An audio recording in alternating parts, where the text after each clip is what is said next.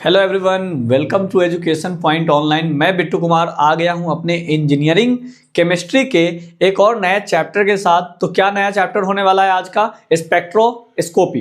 यानी ये जो चैप्टर है हमारा वो है स्पेक्ट्रोस्कोपी। और इस स्पेक्ट्रोस्कोपिक चैप्टर में हमें क्या क्या चीज़ें पढ़नी है वो सारी चीज़ों के बारे में हम इसमें डिस्कस करेंगे। लेकिन उससे पहले हम आपको बताने जा रहे हैं कि ये स्पेक्ट्रोस्कोपी होता क्या है। तो सबसे पहले ये जो वर्ड है स्पेक्ट्रोस्कोपी, इसका मतलब क्या है? तो इसका मतलब बस भाई साहब कुछ नहीं है, बस सिंपल है कि जो लाइट और मैटर जब एक साथ इंटरेक्ट करते हैं तो उसकी प्रॉपर्टी के बारे में जिसमें हम डिस्कस करते हैं वो क्या कहलाता है? स्पेक्ट्रोस्कोपी। यानी कि यहां पे लिखा हुआ भी है spectroscopy is the study of interaction. Spectroscopy क्या है? Study of interaction. किसके interaction? Between the light and matter. यानी स्पेक्ट्रोस्कोपी स्टडी करता है इंटरेक्शन बिटवीन लाइट और मैटर। जब लाइट और मैटर आपस में इंटरेक्ट करते हैं तब उसके जो प्रॉपर्टीज हैं उसके बारे में जिसमें हम स्टडी करते हैं उसे हम क्या कहते हैं भैया?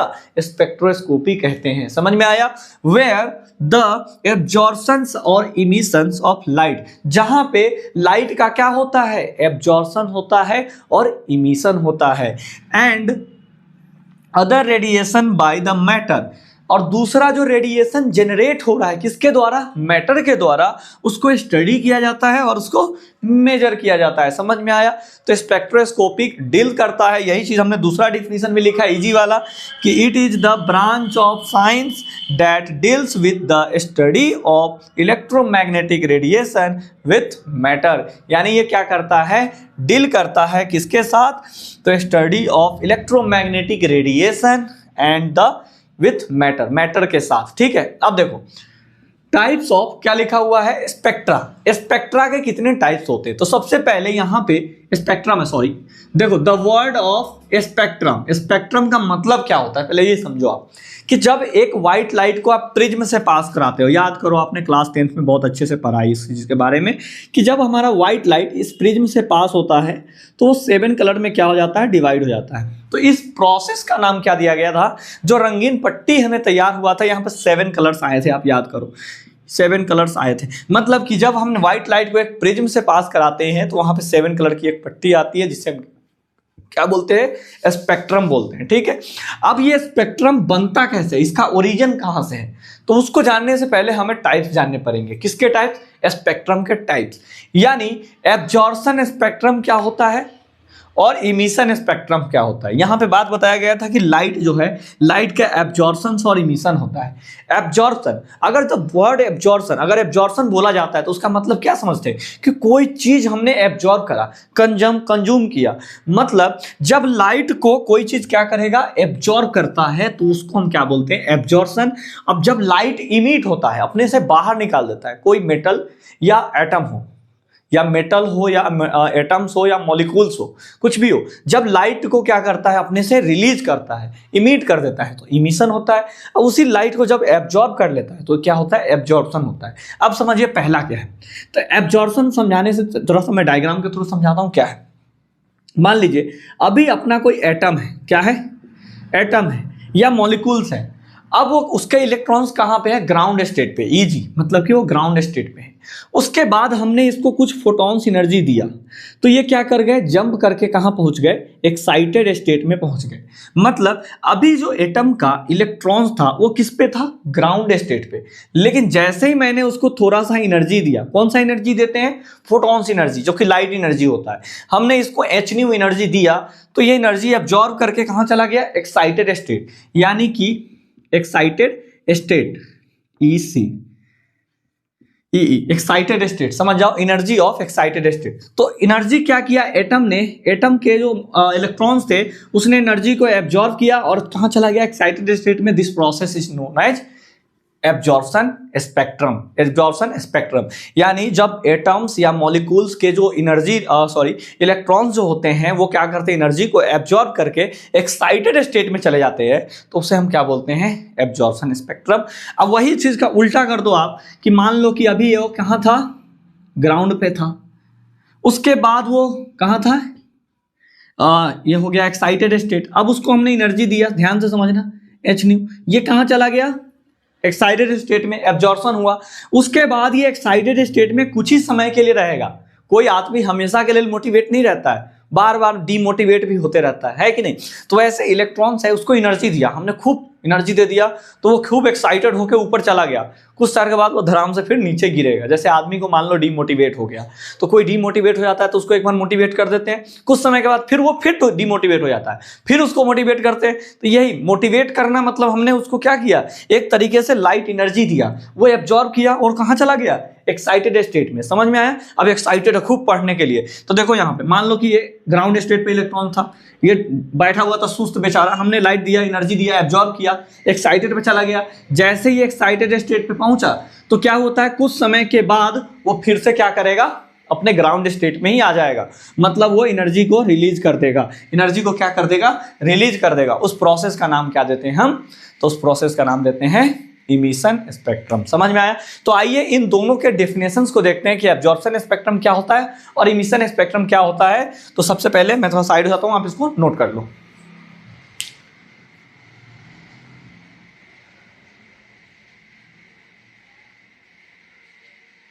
अब क्या देखने वाले हम, तो एब्जॉर्प्शन एंड इमिशन के बारे में तो हमने आपको समझा दिया, लेकिन समझाने से क्या होता है भैया, थोड़ा सा नोट्स भी लिखवाओ। तो देखिए डेफिनेशंस क्या है इसके। तो जैसा कि हमने बताया कि एब्जॉर्प्शन मतलब क्या करना है, चीजों को एब्जॉर्ब करना है। तो मान लीजिए यहाँ पे एक एटम था, एटम ने क्या, हमने कुछ एनर्जी दिया तो क्या किया, एब्जॉर्ब करके कहाँ चला गया, एक्साइटेड स्टेट में। ये बात हमने बताया यहाँ डायग्राम से। तो वही चीज मैंने डिफिनीशन में लिखा हुआ है, देखिए क्या है। तो इट रिजल्ट, ये क्या है, रिजल्ट है व्हेन एन एटम, जब हम क्या करते हैं, एटम को, जब हम किसी एटम को या मॉलिक्यूल्स को अंडरगो अ ट्रांजिशन फॉर्म, यानी जब वो क्या करते हैं, ट्रांजिशन फॉर्म में होते हैं, तब द लोअर एनर्जी लेवल, जो इसका लोअर एनर्जी लेवल होगा, एटम हो या मॉलिक्यूल्स हो, उसके जो लोअर एनर्जी लेवल होता है वो क्या करता है, लोअर एनर्जी लेवल से उसके जो इलेक्ट्रॉन्स है कहाँ जंप करते हैं, ट्रांजिशन कहाँ हो जाते हैं, एक्साइटेड स्टेट में। तो क्या कहलाता है भैया, this process is known as absorption. समझ में आया? वही चीज डिफाइन किया हुआ है। अब इसमें जब ये ग्राउंड स्टेट से एक्साइटेड स्टेट में जाता है तो कुछ एनर्जी डिफरेंस आते हैं। एक्साइटेड स्टेट से ग्राउंड स्टेट से जब ये एक्साइटेड स्टेट में जाता है तो इसके बीच में जो एनर्जी डिफरेंस होता है वो क्या होता है। तो एक बात बताओ, एनर्जी लेके भाई साहब कहाँ चला गया, एक्साइटेड स्टेट में, तो यहाँ से डिफरेंस जो होगा ये एच न्यू की वैल्यू क्या होगी, यहाँ से हमने एनर्जी दिया तो स्वाभाविक सी बात है एनर्जी लेकर कहाँ गया है, वो एक्साइटेड स्टेट में। तो एक्साइटेड स्टेट माइनस क्या हो जाएगा, ग्राउंड स्टेट। समझ गए? तो मतलब हमने इलेक्ट्रॉन्स दिया तो लेकर इलेक्ट्रॉन कहाँ, इलेक्ट्रॉन नहीं दिया, मतलब हमने क्या दिया, उसको चार्ज दिया इलेक्ट्रॉन को हमने क्या दिया, एक तरीके से एनर्जी दिया। तो वो एनर्जी लेकर कहाँ गया, एक्साइटेड स्टेट में। तो इसका जो एनर्जी डिफरेंस होगा वो क्या होगा, ई एक्साइटेड स्टेट माइनस हो जाएगा ग्राउंड स्टेट। तो जो एक्साइटेड स्टेट पर जो इलेक्ट्रॉन्स है माइनस हो जाएंगे ग्राउंड स्टेट, तो उसके बीच का क्या निकल जाएगा, एनर्जी डिफरेंस। समझ में आया? क्योंकि इसने इलेक्ट्रॉन लेके कहां पे गए, ग्राउंड स्टेट पे। अब देखिए इमिशन क्या होता है, वही बात कि जब कोई एटम्स या मॉलिक्यूल्स अपने से एनर्जी को रिलीज करेगा, वही डिफाइन किया हुआ है कि जब कोई एटम हो या कोई मॉलिक्यूल्स हो फॉल फ्रॉम एक्साइटेड, यानी वो एक्साइटेड स्टेट पे कहाँ, एक्साइटेड स्टेट से कहाँ आ रहा है, ग्राउंड स्टेट पे। जब वो कोई एटम्स या मॉलिक्यूल्स फॉल डाउन करता है, यानी गिरता है, फॉल डाउन मतलब गिरना, fall down from the excited state to ground state, मतलब एक्साइटेड स्टेट से ग्राउंड स्टेट पे आएगा, तो with the emission photons of H nu, तब वहां पे जो लाइट का इमिशन होगा वो क्या होता है, एच न्यू होता है, वही जो इमिट कर दिया लाइट को।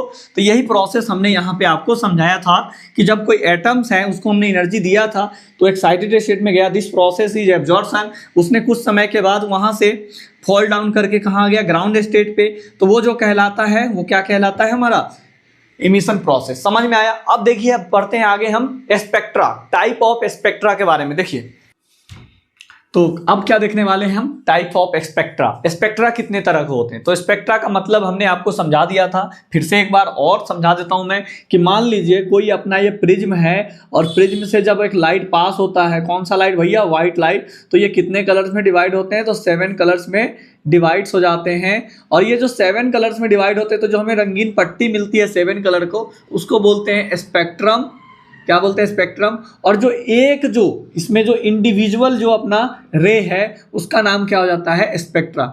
मतलब एक तरीके से ये कलर्स हो गए, बहुत सारे इसमें 7 कलर्स हो गए, तो इस 7 कलर्स के ग्रुप को क्या बोल दिए हम, स्पेक्ट्रम बोल दिए।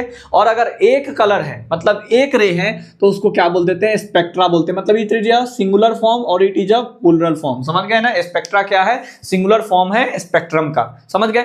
अब देखें यहां से, तो टाइप्स ऑफ स्पेक्ट्रा, स्पेक्ट्रा के हम टाइप डिस्कस कर रहे हैं। तो स्पेक्ट्रा के 2 टाइप्स होते हैं, एक एटॉमिक स्पेक्ट्रा और दूसरा होता है मॉलिक्यूलर स्पेक्ट्रा। अब एटॉमिक स्पेक्ट्रा क्या होता है, तो एटॉमिक स्पेक्ट्रा बोलने का मतलब है कि हम एटम्स के लेवल पे बात करेंगे, और जो मॉलिक्यूलर स्पेक्ट्रा है इसका मतलब है कि हम मॉलिक्यूल्स के लेवल पे बात करेंगे। मतलब एटॉमिक स्पेक्ट्रा में हम एटम्स को कंसीडर करके चलेंगे और मॉलिक्यूलर्स में हम क्या करेंगे, मॉलिक्यूल्स को कंसीडर करके चलेंगे। समझ में आया। अब देखिए यहां पे एटॉमिक स्पेक्ट्रा क्या होता है, ध्यान से समझिएगा। It arises from the transitions of an electron, या ये तब एराइज होता है, हमारा जो एटॉमिक स्पेक्ट्रा है ये तब एराइज होता है, उत्पन्न होता है जब जो इलेक्ट्रॉन्स है, इलेक्ट्रॉन का transition of the atomic energy level, जब इलेक्ट्रॉन का ट्रांजिशन किस लेवल पे होता है, एटॉमिक लेवल पे होता है, एटॉमिक एनर्जी लेवल पे होता है, तब जाके एटॉमिक स्पेक्ट्रा एराइज होता है। यानी जब एटम के लेवल पे, एनर्जी लेवल पे हम कंसीडर करके इलेक्ट्रॉन का ट्रांजिशन करेंगे तो जो हमारा स्पेक्ट्रा जनरेट होता है उसे बोलते हैं एटॉमिक स्पेक्ट्रा। समझ गए। दूसरा इसी का एक और डेफिनेशन है, it deals with the electromagnetic radiation. इसके बाद जस्ट हम समझेंगे कि इलेक्ट्रोमैग्नेटिक रेडिएशन ऑफ वेव्स क्या होते हैं। समझ गए। अब अभी तक आप इस वर्ड को बस समझिए कि इट डील्स विथ, किसके साथ डील्स करता है, इलेक्ट्रोमैग्नेटिक रेडिएशंस इमिटेड और एब्जॉर्ब बाय द एटम। इसमें क्या बोला गया कि जब इलेक्ट्रोमैग्नेटिक रेडिएशन हो या हमारा जो रेडिएशन इमिट हो या एब्जॉर्ब हो। समझ गए। जब इलेक्ट्रोमैग्नेटिक रेडिएशन जो हमारा इमिट होता है, यहां पे लिखा हुआ है it deals with electromagnetic radiation emit और एब्जॉर्ब, दोनों किसके द्वारा, बाय एटम्स के द्वारा। तो वहां पे केस कौन सा आता है, एटॉमिक स्पेक्ट्रा का केस आता है। समझ गए। ये बस थ्योरी आप थोड़ा सा इस चीजों को अच्छे से पढ़ोगे तो आपको क्लियर हो जाएगा। ठीक। अब जो मॉलिक्यूलर स्पेक्ट्रा क्या होता है, तो मॉलिक्यूलर स्पेक्ट्रा जैसे ही बात की जाती है तो हम क्या समझते हैं, मॉलिक्यूल्स के लेवल पे हम बात करें। अब एटम्स हमारा साइड हो चुका है, मॉलिक्यूल्स, यानी it arises from the transition. ये तब उत्पन्न होता है, ये जब अराइज होता है जब ट्रांजिशन हो। किस चीज का ट्रांजिशन हो भाई, इलेक्ट्रॉन्स का। कहां ट्रांजिशन हो भाई, तो बिटवीन द मॉलिक्यूलर्स लेवल, यानी जब मॉलिक्यूल्स एनर्जी लेवल के लेवल पे, जो मॉलिक्यूल्स एनर्जी लेवल के हिसाब से इलेक्ट्रॉन्स का क्या होता है, ट्रांजिशन होता है, तो वहां पे कौन सा केस बनता है, मॉलिक्यूलर स्पेक्ट्रा का केस बनता है। समझ गए। उसके बाद ये डील्स करता है, एक और डेफिनेशन है और में, it deals with same electromagnetic radiation और इलेक्ट्रोमैग्नेटिक रेडिएशन इमिशन हो या एब्जॉर्प्शन हो, दोनों किसके द्वारा, मॉलिक्यूल्स के द्वारा। जब हमारा इलेक्ट्रोमैग्नेटिक रेडिएशन किसके साथ डील करता है, it deals with electromagnetic radiation emission हो या एब्जॉर्प्शन हो, किसके द्वारा, मॉलिक्यूल्स के द्वारा। जब भी कोई हमारा इलेक्ट्रोमैग्नेटिक रेडिएशन एब्जॉर्ब किया जाता है या इमिट किया जाता है, किसके द्वारा, मॉलिक्यूल्स के द्वारा, तो वहां पे कौन सा केस आता है, मॉलिक्यूलर स्पेक्ट्रा का केस आता है। और जब हमारा इलेक्ट्रोमैग्नेटिक रेडिएशन को क्या करता है, इमिट करे या एब्जॉर्ब करे, किसके द्वारा, एटम के द्वारा, तो वहां पे कौन सा केस आता है, एटॉमिक स्पेक्ट्रा। तो ओवरऑल कंक्लूजन क्या निकला यहाँ पे कि एटॉमिक स्पेक्ट्रा जो होता है वो तब उत्पन्न होता है जब एटॉमिक एनर्जी लेवल पे क्या होता है, हम इलेक्ट्रॉन का ट्रांजिशन होता है। समझ गए। और मॉलिक्यूलर स्पेक्ट्रा क्या होता है, जब एनर्जी लेवल जो होता है, मॉलिक्यूलर एनर्जी लेवल पे इलेक्ट्रॉन्स का क्या होता है, ट्रांजिशन होता है, तो वहां पे मॉलिक्यूलर स्पेक्ट्रा का केस आता है। समझ गए। दोनों डिफिनीशन नीचे लिखा हुआ है। आई होप आपको ये मॉलिक्यूलर स्पेक्ट्रा बहुत अच्छे से समझ में आया होगा। अब कुछ नहीं, मतलब इसी जो इलेक्ट्रोमैग्नेटिक रेडिएशन है पहले इसको समझेंगे, फिर उसके बाद बेसिक टर्मिनोलॉजी जो इसमें यूज किए जाएंगे उन सभी चीजों के बारे में हम पढ़ेंगे। तो आइए पहले इसको आप अच्छे से नोट करिए।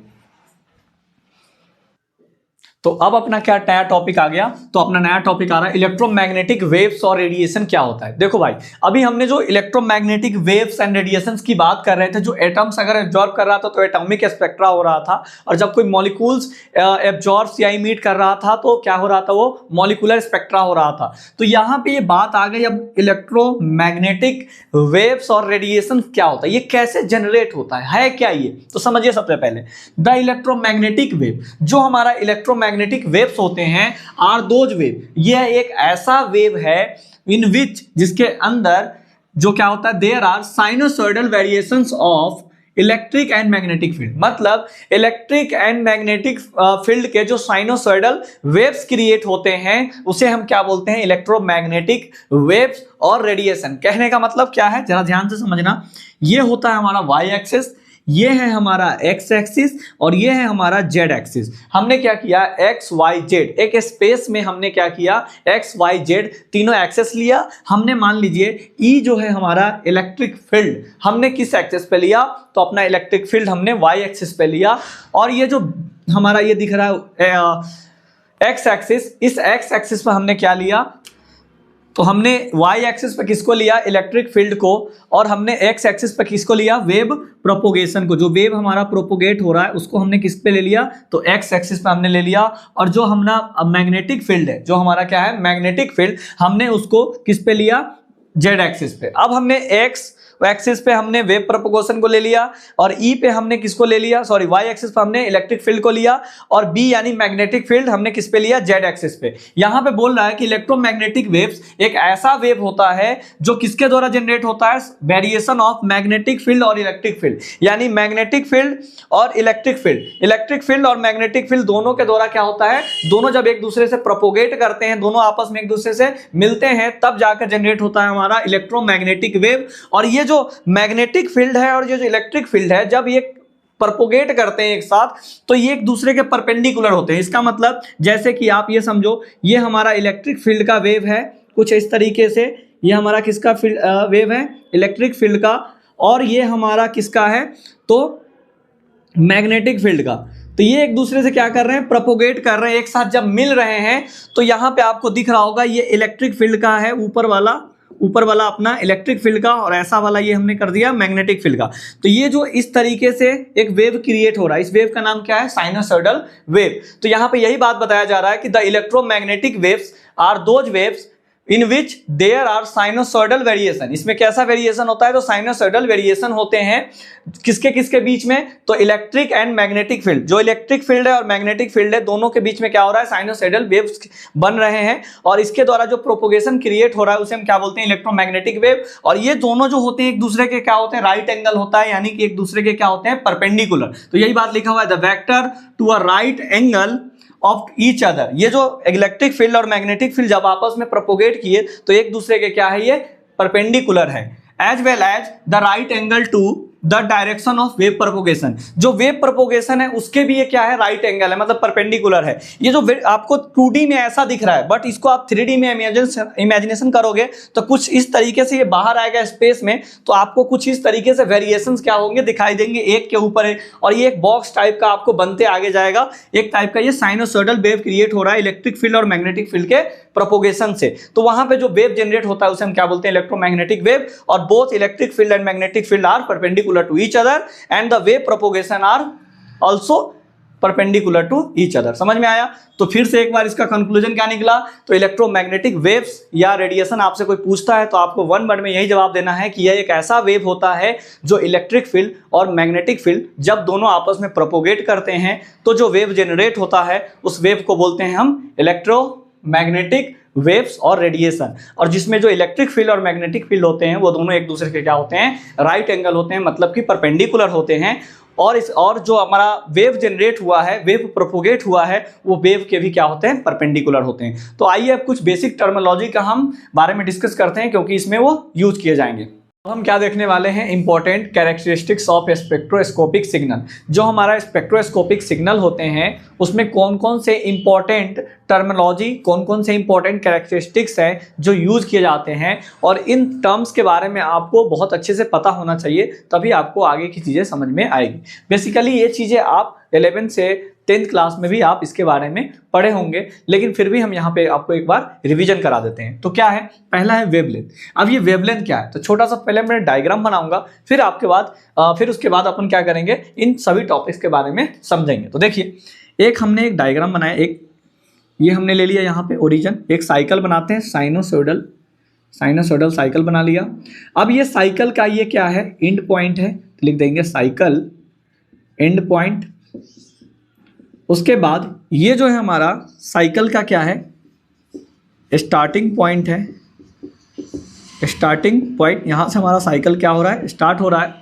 ये जो हमारा इंडिकेट हो रहा है ये एम्पलीट्यूड को हम इंडिकेट कर रहे हैं, एम्पलीट्यूड। और ये जो है हमारा, इसको क्या बोलते हैं, क्रस्ट बोलते हैं। जो हमारा वेव होता है साइनोसॉइडल वेव है, इस साइनोसॉइडल वेव के जो मैक्सिमम जो ऊपर वाले पार्ट होते हैं उसको क्या बोलते हैं, हम क्रस्ट बोलते हैं। और जो साइनोसॉइडल के नीचे वाला पार्ट होता है उसको हम ट्रफ बोलते हैं। समझ गए? तो ये हमारा क्या हो जाएंगे, क्रस्ट हो जाएंगे। और ये जो है इसको क्या बोलते हैं, ट्रफ बोलते हैं, ट्रफ। यहाँ भी ये हमारा ट्रफ हो जाएगा और ये हमारा क्या हो जाएगा, क्रस्ट हो जाएगा। ये चीज बारे में आपको पता है। तो अब हमारा पहला एक टर्मिनोलॉजी आता है वेवलेंथ। ये वेवलेंथ क्या होता है भैया? तो वेवलेंथ का मतलब होता है कि या तो दो हमारे पास लगातार क्रस्ट के बीच का डिस्टेंस या दो लगातार ट्रफ के बीच के डिस्टेंस को हम क्या बोलते हैं, वेवलेंथ बोलते हैं। समझ में आया? तो अगर आपसे कोई वेवलेंथ के बारे में पूछता है तो आपको बताना है distance between two conjugative crust और ट्रफ, यानी दो कंजुगेटिव क्रस्ट हो या ट्रफ हो, उन दोनों के बीच की दूरी को हम क्या बोलते हैं, वेवलेंथ बोलते हैं। और इसको हम लैम्डा से डिनोट करते हैं। किससे डिनोट करते हैं, लैम्डा से। यानी यहाँ पे ये क्रस्ट है और यहाँ पे ये क्रस्ट है, तो यहाँ से लेकर इस क्रस्ट तक की बीच की दूरी को हम क्या बोलते हैं भैया, वेवलेंथ बोलते हैं। समझ में आया कि नहीं आया? बिल्कुल आ गया होगा। ठीक, उसके बाद दूसरा टर्म आता है अपने पास फ्रीक्वेंसी। ये फ्रीक्वेंसी क्या होता है, numbers of wave passing through a given point of the unit time. यानी एक यूनिट टाइम पे जितना नंबर्स ऑफ वेव क्या हो जाए, पास हो जाए, या वेव जो है मेजर किया जाता है per unit cycle. Per unit cycle यानी कि एक साइकिल बनाने में उसको कितना समय लगेगा, पर यूनिट साइकिल यानी पर सेकेंड, यानी एक सेकेंड में उसने कितना साइकिल बनाया है, उसको हम क्या बोलते हैं, फ्रीक्वेंसी बोलते हैं। और इसको हम किससे सूचित करते हैं, तो म्यू से सूचित करते हैं। याद रहेगा?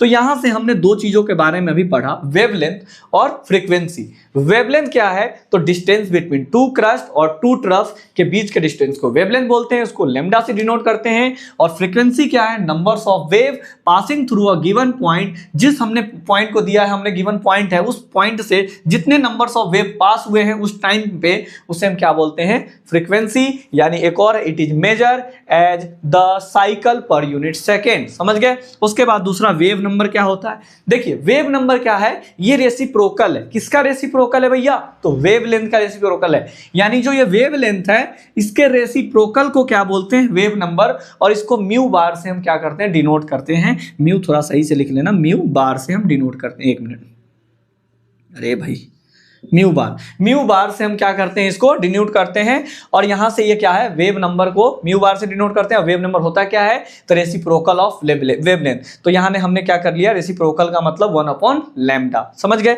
दूसरा क्या है, एम्पलीट्यूड। एम्पलीट्यूड क्या होता है, तो ये जो साइनोसॉइडल वेव दिखाई दे रहा है, इस साइनोसॉइडल वेव का जो मैक्सिमम हाइट होगा, यानी ये तो हमारा ओरिजिन एक्सिस है, ये हमारा क्या है, ओरिजिन एक्सिस है। इस ओरिजिन एक्सिस से जो ऊपर की तरफ जितना मैक्सिमम हाइट होता है, इस चीज को क्या बोलते हैं, हम एम्पलीट्यूड बोलते हैं। वही चीज हमने लिखा है, maximum distance between origin axis and crust. जो हमारा ये क्रस्ट है और ये जो हमारा ओरिजिन एक्सिस है, इससे जो मैक्सिमम डिस्टेंस, जितना डिस्टेंस होगा वो क्या कहलाएगा, हमारा एम्पलीट्यूड कहलाएगा। समझ में आया कि नहीं आया? तो these are the some important terms which are used in a spectroscopic chapter. So आप इसको क्या करो, बढ़िया से इस टर्मिनोलॉजी को याद कर लो, मतलब समझ लो। और उसके बाद जो जो चीज़ें हमने इस चैप्टर में आपको बताया, स्पेक्ट्रोस्कोपिक के बारे में बताया, एब्जॉर्प्शंस के बारे में बताया, मॉलिक्यूलर स्पेक्ट्रा के बारे में बताया, इलेक्ट्रोमैग्नेटिक रेडिएशन के बारे में बताया, और फाइनली हमने क्या बता दिया आपको, कुछ बेसिक टर्म्स बता दिए जो हमारे स्पेक्ट्रोस्कोपिक चैप्टर है उसमें यूज होंगे। सभी चीज़ों को हमने बेसिक्स कॉन्सेप्ट को डिस्कस करने के बाद हम अब स्टार्ट करने वाले हैं नेक्स्ट वीडियो में इसके कुछ टाइप्स के, यानी कि हमारा जो स्पेक्ट्रोस्कोपिक होता है वो कितने तरह के होते हैं, कौन कौन से स्पेक्ट्रोस्कोपिक होते हैं, उन सभी चीज़ों के बारे में हम क्या करेंगे, नेक्स्ट वीडियो में डिस्कस करेंगे। तब तक अपने और अपने परिवार का ध्यान रखिए। बाय।